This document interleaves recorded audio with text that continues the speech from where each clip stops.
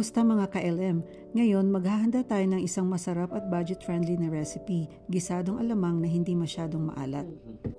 Para magsimula ay ihanda muna natin ang bawang, kamatis, dalawang sili at slurry.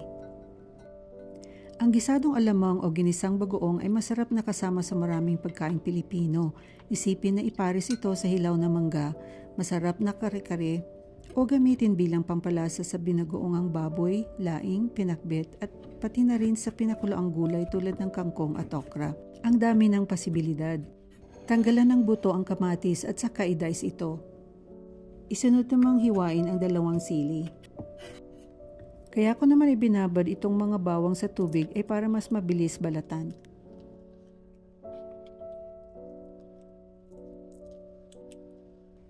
Saka i-mince ang mga ito.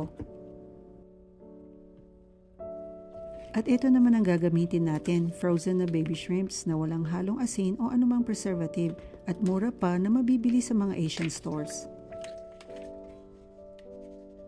Hugasan lang natin ito ng mabuti para makasiguro tayong malinis ang ating alamang.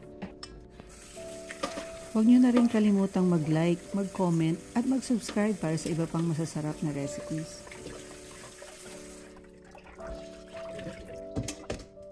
Sa isang kaserola, painitin ang kaunting mantika at igisa ang pino na tinadtad na bawang.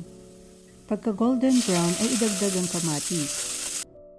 Kapag malambot na, saka naman ibuhos ang mga hipon, lutuin hanggang matuyo ang katas.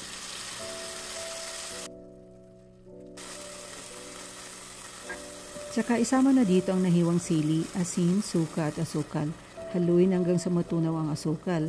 Takpan ang kaserola at lutuin ang mixture ng 5 minuto. Sunod, haluin muna ang slurry ng mabuti. Saka dahan-dahan itong ibuhos habang patuloy na hinahalo ang mixture.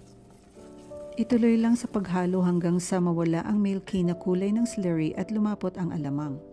Narito na ang ating homemade gisadong alamang. Ito ay versatile, masarap at madaling gawin. Dagdag pa ang paggamit ng walang asin na baby shrimps na nangangahulugang iwas sa mataas na sodium content na madalas makita sa bottled versions. Isinama ko ang alamang sa pritong talong.